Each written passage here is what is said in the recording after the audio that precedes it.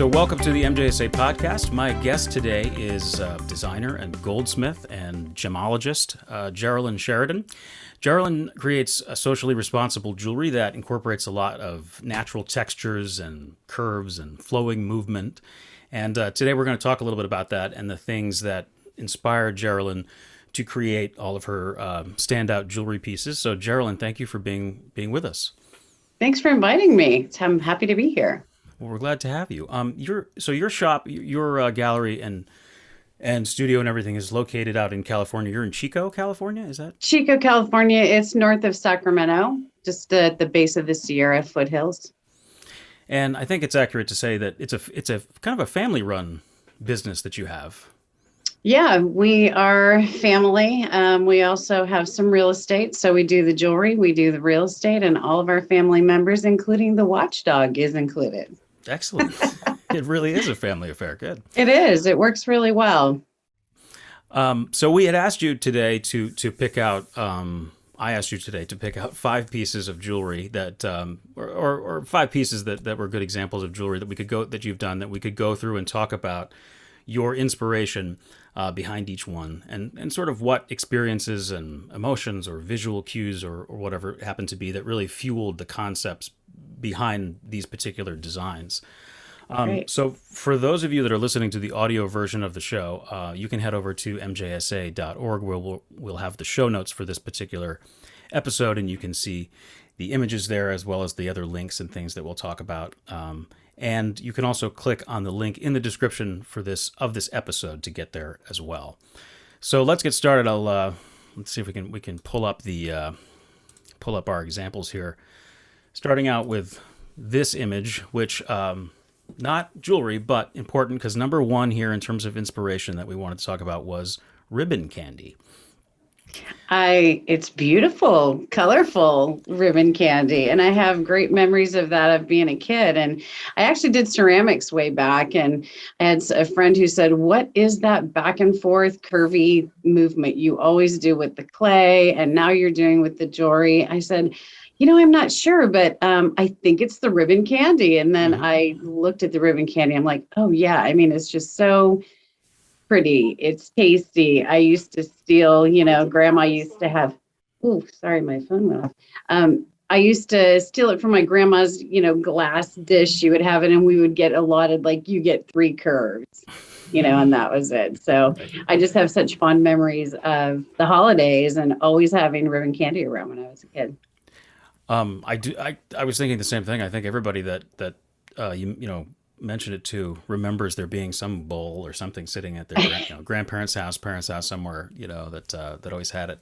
And they still have it. I mean, Hammond's Candy in Denver still hand makes that candy, so you can get it still. So absolutely. So let's jump ahead here. So obviously, as you said, you've used it in a lot of different designs. Certainly the concept and the shape and so forth. So can jump ahead to here a little bit. This is a little bit more of a detail on this particular pendant. So what's the process here when you're creating this? When I started them, I was always using sheet wax or sheet metal to make them. And so these are sheet, but I really like a more sculptural. I like sculptural curves. So as I was doing the flat curves, I love those and I think they look great. And they make pretty jewelry. They lend themselves to earrings and pendants and different shapes. And I really was going with the rectangles. So the rectangles, I kind of got bored with rectangles. And so I decided to make them more curvy. And in trying to get them more curvy, I started casting. So I would use flat wax. And this is flat wax. And then working on getting those curves. And with the flat wax and the whole casting process, in creating the wax models, the original ones, it had to be 95 degrees in my studio to get the wax to curve because, based on the properties of the wax, you don't get rounded curves, you get angular curves. So I wasn't getting the look I wanted. And we'll talk about this later of getting into the Matsuri wax to be able to try and really achieve the ribbon candy sculptural feel, but also have the sculptural aspect too. So my goal in the designs was to get those curves and then make it more sculptural too. That was the look I was trying to achieve. Yeah, and So this one, I think I got that with this one. This one has a little diamond there. This one just won second place in the JCK Design Collective area of the show last month. And in the diamonds do good category because I always use conflict-free diamonds, and the judge seemed to like the curves. This one, definitely has, just for those that are listening, and hopefully do take a look at the show notes, and the images will be there. But this one definitely has a much more like, it's almost like a melting sort of effect to it. Like, we're talking about getting those rounded curves and getting that movement, that I mentioned earlier. It's a great piece. That's really neat. Thanks. I have so much fun making them too, and it's nice when they come out the way you intend them to. Can jump ahead to a couple of the other examples, obviously, that you've given us. So that's the more straight ribbon candy look. Looks a lot like the ribbon candy, and I've been doing a lot of earring jackets. I like jewelry that's really versatile. So earring jackets are, if people that are listening don't know, they were really big in the 90s, and they've kind of come back a little bit, but they're just such a functional, versatile piece of jewelry where you put your post through a decorative piece that comes down. So many people have diamond posts that they wear all the time, and you can dress them up by adding your post to, like in this case, ribbon candy with the sunstone rondelles at the bottom, and it just dresses up your jewelry that you already have. So ribbon candy, of course, was number one. The second piece of inspiration that you mentioned here, we're going to show some examples of, is kind of surprised me, but this was really, really interesting, I think, is raw sugar crystals. Yeah. What gave you the idea for this? Like, how did this come about? Well, I like to have fun in my studio, and I always like to, when I see textures, I see textures and I'm like, oh, can I make jewelry with that? And so with the sugar, I was putting sugar in my tea one day and looking at the crystals thinking, these are so cool, this crystal structure. I wonder if I can cast this. So I did a bunch of experiments casting it, and finally did get where the crystals show. And I did a couple wedding rings, submitted those to the Niche Awards a few years ago, and it got a finalist in the wedding category. But I called it Sweet Love because it's actual sugar crystals used to make the rings.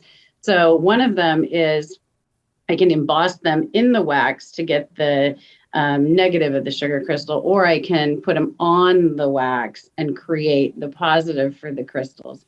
So one of them is a yin yang, where the engagement ring has the sugar crystals, and then the wedding ring has the impressions of them. So here we'll jump into the visual examples. This one is the impressions. This one actually got a third in JCK a couple of years ago in their gold under 2,500 category. But it just looks so great, the sugar crystal impressions with the princess cut diamonds. I think what's amazing is you can see the texture too of the sugar crystals themselves. Like, there's so much detail in the crystals inside. You know what I mean? And they're all really different shapes and different sizes, so it gives a really interesting texture. And in real life, I mean, you can't tell in a picture. In real life, when that's one of the things about jewelry that I think is so cool with the textures, is when you move, they catch the light in different ways, and it looks sparkly, even though it's just the gold. You've got, if it flashes the crystals, you still have that geometric structure in the design, in the actual piece when it's done. Did you have issues at first getting this kind of detail from the wax and being able to cast this? The impressions are easy. The impressions are easy, but the actual getting crystals to cast, because sugar dissolves in water and investment is mostly water. You mix the investment powder with the water, with the whole vacuum process and drying. So to get the crystals to be intact in the metal when it's finished was many tries, super challenging, and I figured it out. It's really, really cool. Look, let's jump to this you were saying, obviously, there's the negative sort of and positive impressions that it can make. And this one, you can see each of the crystals. So those are little pieces of sugar that I planned all there. My daughter, I just did her wedding ring. She's getting married next October. And she was telling me how she wanted her crystals stacked. And I said, you just have to come do it. So she had to come to California, and with tweezers, she was literally stacking which crystal sizes she wanted where. So she made her ring, putting each little sugar piece where she wanted it. So, and I cast that, and I actually don't have a photograph of that. But she just got engaged and got her ring back in April. So, but you can plan it. That's amazing. Custom sugar crystal design. This is it's a whole new area. Sweet love. And I actually looked at salt crystals too, because sugar crystals are rectangular mostly, and salt crystals are cubic and are very cool too. But I thought, well, salt and wedding rings, I didn't kind of have any words to go with that. So I went with the sweet love with the sugar. And then a friend said, you could do salt of the earth with salt. So I said, well, hey, maybe some other time when I'm, maybe in the future. Right. Number 3 is branches and bark jewelry. So I think nature in general is something that I know I've heard, seen you mention before, or in things that we've written or have published in MJSA related things, that nature is obviously a big source of inspiration, and I think I can relate. So. Is this something that you, as you mentioned, it's great natural textures here, obviously, because it's nature. But, it's already done, and that's kind of the way I look at it. I've seen different people do branch jewelry, but it's like carved in wax. So why do that? It's already a branch. Right. So I just see the textures, and each time I cast natural materials like bark, you don't see the texture in bark when you're looking at a piece of bark. It looks brown, it looks kind of bumpy, but then when I cast it and I see just the depth of texture in the materials, I'm just amazed. I'm just mesmerized by the transformation from the natural materials to it being in precious metals. It's absolutely just, it's all the visual and the movement of it when it becomes metal. Yeah, we'll jump here and take a look at this first one, which should be up there now. So that's a willow branch that's cast into or made into a ring. So I actually locally, I have people come in, they pick their branches, and we make wedding rings. So I've made a lot of branch wedding rings. And again, the pictures don't do justice to just the depth of texture that you get when you're looking at the pieces in real life. Yeah, this really stands out to me too. My daughter, who's 5.5, just is constantly collecting things outside nature, rocks, twigs, branches, leaves all the time that I end up stuffing into my pockets. And it makes me think about that, because you're as you said, you can even pick out to some degree some specific things that you want to recreate and to represent. So it's a really, really cool look. And it makes them permanent too. Right. The first bark ring that I did. Bringing into that, the first bark ring that I did is on the left. There is one of those. I had a client, because I do a lot of custom jewelry. That's kind of what I've been mainly doing for the last 10 years. So I had a customer who was a woodcut printer, very artistic people. They came in and wanted something natural. So I went to my backyard. I cut a branch off of our blue oak tree. They're like these very old, slow-growing oak trees. Cut a branch that was about her size. I carved out the wood in the center, leaving just the bark, and cast the bark. And it was very challenging to keep the bark intact because the wood is stronger than the bark. So just carefully carved out all the wood, left the bark, cast the bark, and that's this look here. It is oak bark. Yeah, that's amazing.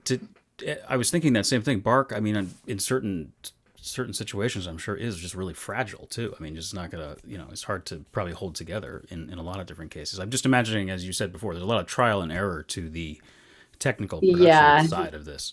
there is. So I actually made a mold of the bark because it was a little hard to try and redo that more times. And then the other ones are willow branches. So generally I use curly willow. And I let it, sometimes I cast it green, sometimes I let it dry and cast it, because as it's dry, you get more texture in the branch. Really cool. And as we're sitting here talking about inspiration, I mean, nature is just kind of a never-ending source of, every leaf different, every twig, every, branch Yeah, different. I have Infinite things. lots of containers of natural items that are waiting to be something.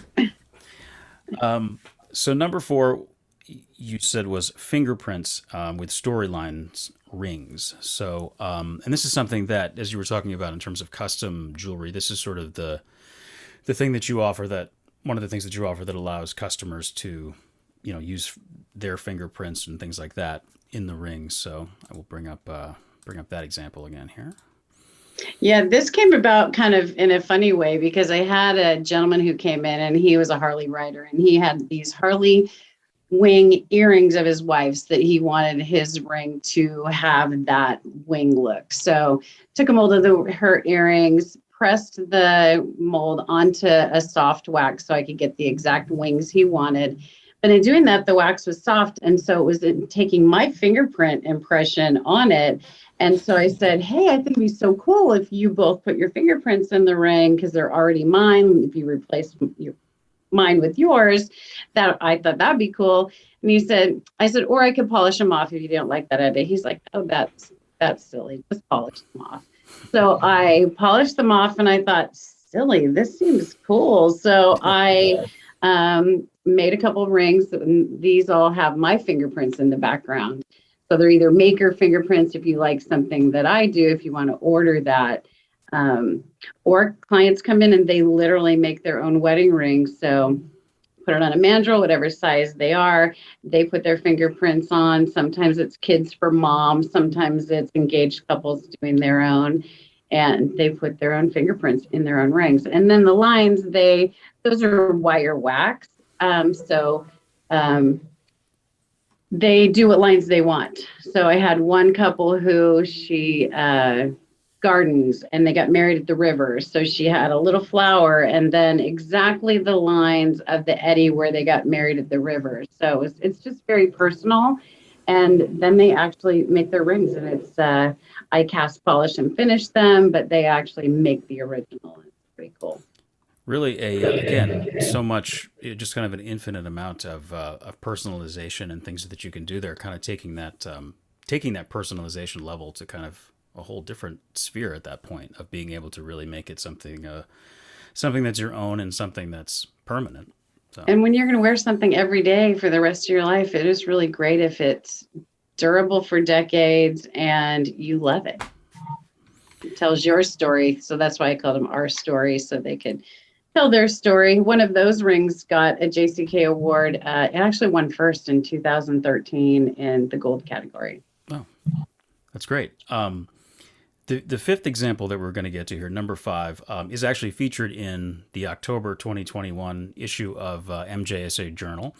We'll have a link to that article for those of you who want to go and check that out in the show notes. And this also won the Retailer's Choice category, and I know was a finalist in the 2020 In-Store Design Awards. Right. And the item we're talking about, or the inspirational item we're talking about here, is Taffy. And let's take a look at this ring. So this is, here we go. This is created using a particular, it's a particular type of wax, right? I mean, it's a technique and it's a particular type of wax. Yeah, it's called Mitsuri Hikimi, and it is a Japanese technique where it's pine resin, beeswax, and wax. And I actually ordered the wax because I didn't want to get into trying to make my own. Susan Weiss at Tacoma Metalworks developed a recipe that she has available. So it works like taffy. It's hard, very hard wax when you get it. You have to warm it with your fingers and work it like taffy to get it to move and get the movement. And so and it keeps the striations too. This piece isn't as striated as the other one that I sent you earlier. I don't know if you're going to be able to show Yeah, that. if you take a look through here, I can scroll but through on some. Yeah. Yeah, that's the There we go. curvy ring. So this one really shows the striations, but the wax will keep the striations and then it hardens and it's very brittle. So this one actually broke off and it had the striations and then broke off. So you have to work it like taffy when it's the right temperature, and then it gets hardened. You have to actually, if you're making a sculptural piece, sometimes you have to put it on dowels or different props to keep it elevated, because it will flatten, because it just kind of flattens just like the taffy does, and then it hardens when it gets to the right temperature to harden, and then becomes very brittle. So one of the most challenging things about this wax technique is casting it, because sprueing, it's very hard and brittle. You're sprueing with another wax, attaching to get the sprues there to be able to cast it. So the sprueing is probably the most difficult part to get successful castings with this. That's what I found. Imagine sort of to get it to cast right and get the detail and everything else. This is another case, really, I imagine, where you really had to spend some time working with this to really understand and get it. I think I read, I believe it might have been on your site, that really you had to kind of really figure out and reverse engineer what was happening with this wax and sort of really practice a lot with it, I'm sure, to get the hang of it.